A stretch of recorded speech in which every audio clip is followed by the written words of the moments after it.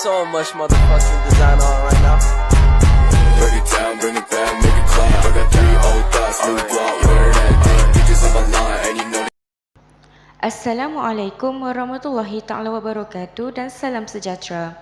Untuk video kali ini, kami akan membentangkan tugasan subjek POL 3053 Sosiologi Perbandaran yang bertajuk Isu Kesihatan Mental Semasa Pandemik COVID-19.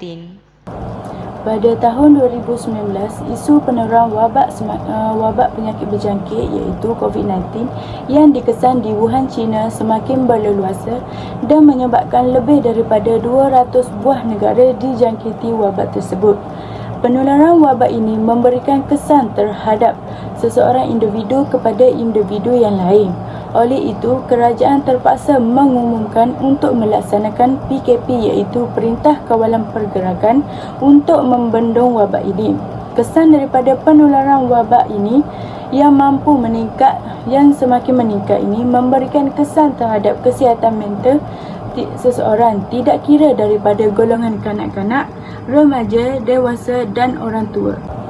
Di Malaysia kini, isu kesihatan mental antara isu yang sering menjadi semakin hangat, terutamanya selepas wujudnya pandemik COVID-19.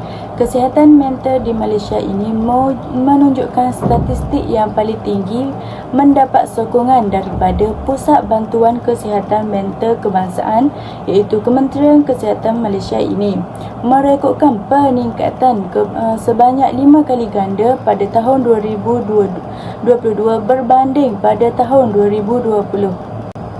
Menurut Dr. Muhammad Nazir bin Abdul Kadir mengatakan bahawa penyakit mental adalah salah satu penyakit yang melibatkan gangguan daripada fungsi otak yang menyebabkan perubahan kepada proses pemikiran individu tersebut yang menyebabkan terjadinya gangguan dalam melakukan aktiviti harian mereka.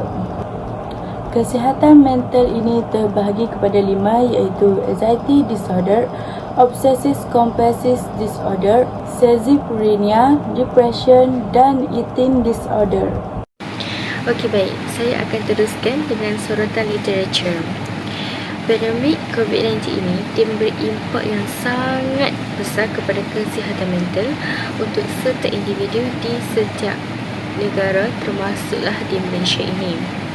Antara isu kesihatan mental yang sering dihadapi oleh kebanyakan masyarakat ialah depresi, kemurungan dan tekanan yang luar biasa.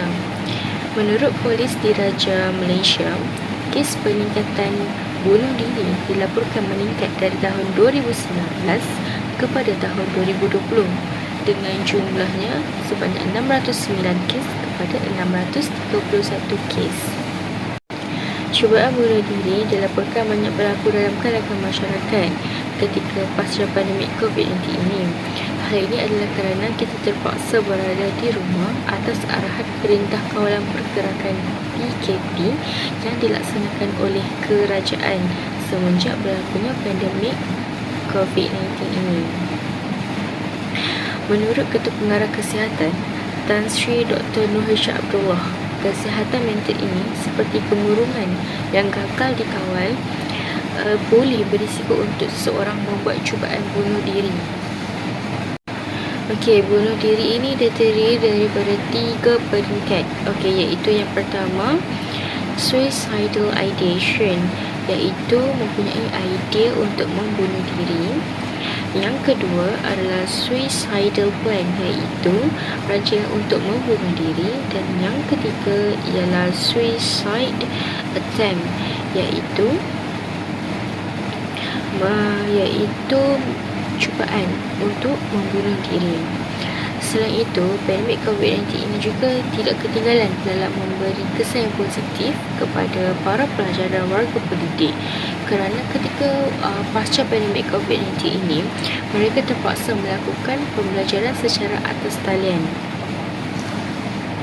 Okey, dengan melakukan pembelajaran secara hybrid ini, para pelajar dan guru dia dapat belajar menggunakan teknologi dan maklumat dan komunikasi iaitu ICT dengan menggunakan pelbagai jenis peranti yang ada seperti telefon bimbit, tablet dan komputer riba.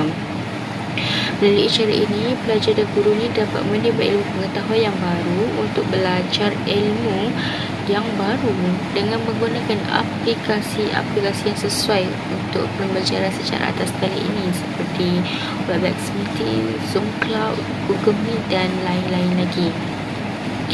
Penggunaan ICT ini dapat membantu pelajar supaya lebih mudah untuk pembelajaran secara dalam talian kerana mudah untuk berinteraksi dan berkomunikasi dengan sesiapa sahaja dan pada bila-bila masa.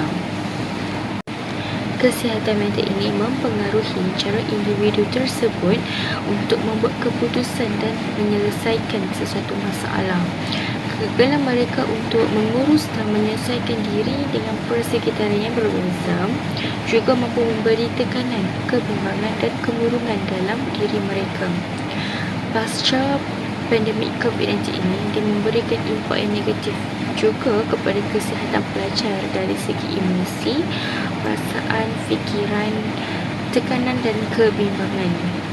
Kesihatan mental yang rendah turut memberi kesan kepada tahap motivasi pelajar semasa pembelajaran secara hybrid. Okey, baik. Sekarang saya akan teruskan lagi dengan metodologi kajian. Metodologi kajian ini dia merupakan satu kaedah untuk menjalankan sesuatu kajian yang membincangkan tentang reka bentuk kajian, instrumen kajian dan juga kaedah pengumpulan data.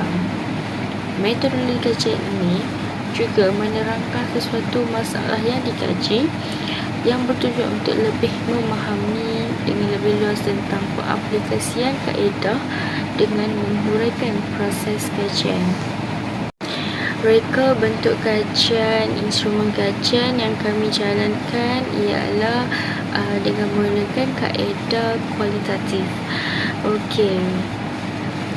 Kaedah kualitatif ini merupakan kaedah yang menjalankan sesuatu melalui pemerhatian seperti temubual dan juga membuat penyelidikan berdasarkan sumber yang sedia ada seperti di laman web.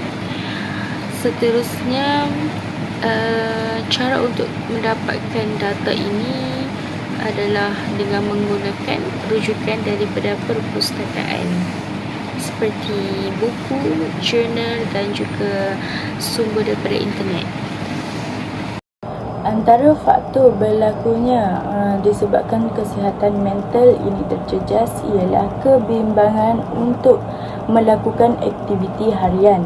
Dengan adanya penularan wabak penyakit berjangkit, mereka ini takut untuk melakukan aktiviti luar dan tidak lagi berinteraksi bersama rakan-rakannya. Oleh itu, kemurungan yang semakin meningkat dalam kalangan pelajar ini kerana memikirkan tentang pelajaran yang terpaksa ditangguhkan dari semasa ke semasa.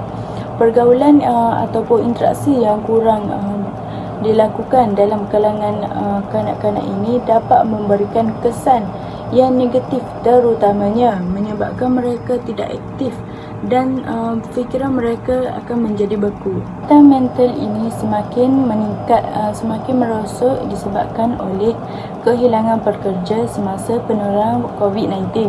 Penyebaran penyakit berjangkit iaitu COVID-19 ini meluas ke seluruh dunia pada tahun 2019 kini telah mengubah nasib hidup masyarakat dalam pelbagai aspek, terutamanya ialah kesihatan, sosial dan ekonomi. Penularan wabak COVID-19 ini memberikan kesan yang paling besar terhadap sektor ekonomi, terutamanya di negara Malaysia. Sekatan yang telah dilakukan oleh kerajaan ini menyebabkan aktiviti jual beli semakin menurun dari di mana pengguna tidak lagi membuat pembelian seperti biasa. Oleh itu, penawaran melebihi permintaan untuk barangan juga perkhidmatan. Keadaan tersebut berlaku disebabkan oleh majikan tidak dapat lagi membayar gaji mereka, menyebabkan dirinya tertekan dan risau untuk meneruskan hidupnya. Kebimbangan tentang berita palsu yang disiarkan juga merupakan salah satu faktor. Semasa berlangsungnya Perintah Kawalan Pergerakan ini, terdapat banyak berita-berita yang tidak betul disebarkan, tidak kiralah melalui WhatsApp, Twitter, Telegram dan lain-lain lagi. Berita yang disebarkan ini banyak berkaitan dengan kes-kes luar negara dan dalam negara yang tidak pasti akibat penularan wabak COVID-19. Berita palsu ini disebarkan dengan pelbagai tujuan yang tersendiri, termasuklah untuk mengelirukan masyarakat dan memberikan situasi yang panik atau resah kepada seseorang individu dengan lebih meluas. Sebanyak 307 kes telah dilaporkan di PDRM tentang penyebaran berita palsu ini semasa pandemik COVID-19. Hal ini menyebabkan masyarakat takut untuk mengambil suntikan vaksin COVID-19 yang telah disediakan oleh pihak kerajaan kepada masyarakat untuk terus kekal sihat semasa penularan COVID-19 tersebut. Sekiranya seseorang tidak mengambil suntikan tersebut, mereka disekat dalam melakukan sebarang aktiviti. Yang terakhir ialah disebabkan oleh kemelesetan ekonomi di negara kita ini. Pada peringkat awalnya, penularan wabak ini menyebabkan sempadan negara kita terpaksa ditutup untuk mengawal penularan wabak COVID-19 dan mengambil langkah berjaga-jaga. Ekonomi yang tidak stabil ini memberikan kesan yang negatif kepada seseorang untuk terus hidup.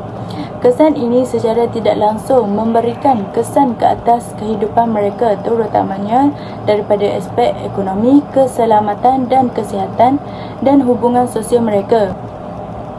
Dasar yang dilakukan iaitu penutupan sementara aktiviti ekonomi dihadkan ataupun terpaksa ditutup agar tidak berlakunya penularan wabak COVID-19 tersebut dan akan memberikan kesejahteraan kepada rakyat masyarakat untuk terus hidup.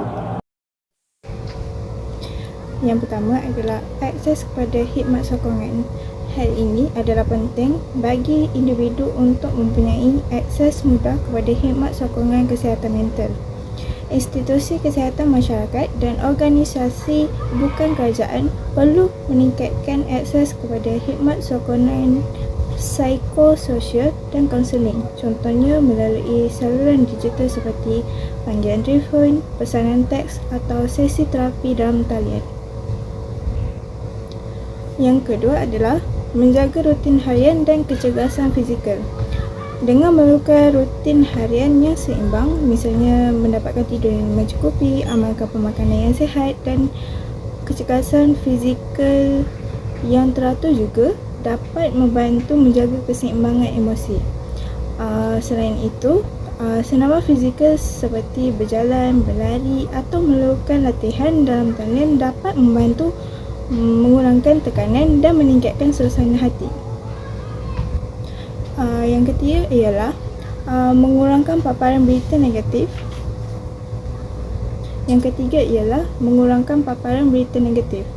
Terlalu banyak paparan berita negatif dan informasi yang tak benar mengenai pandemik COVID-19. Perkara tersebut secara tak langsung dapat menyebabkan seseorang individu itu menjadi depresi dan kemurungan. Oleh itu, penting untuk kita mengahadkan paparan terhadap berita yang tak perlu dan pilih sumber daripada yang boleh dipercayai dan dikawal dengan baik. Sebagai contoh, dapatkan berita daripada Bernama ataupun berita harian. Yang keempat pula adalah sokongan sosial dan keluarga. Sokongan sosial yang kuat dari keluarga, sahabat, komuniti dapat membantu mengurangkan kesan kesihatan mental yang negatif semasa pandemik. Sebagai contoh, apabila kita berinteraksi dengan orang-orang yang kita percaya secara emosi, berkongsi pengalaman dengan diorang dan dapatkan sokongan emosi, ia dapat membantu mengurangkan rasa kesepian dan meningkatkan kesejahteraan mental. Kesimpulannya, isu kesihatan mental semasa pandemik COVID-19 telah memberi tekanan yang besar kepada kesejahteraan mental individu di seluruh dunia. Pengurangan akses kepada sokongan sosial dan kesihatan mental yang terhad juga telah mengubah keadaan. Oleh itu, penting untuk kita menangani isu-isu ini dan mengambil tindakan segera bagi menyokong tindakan kesihatan mental komuniti kita semasa dalam keadaan pandemik yang mencabar ini.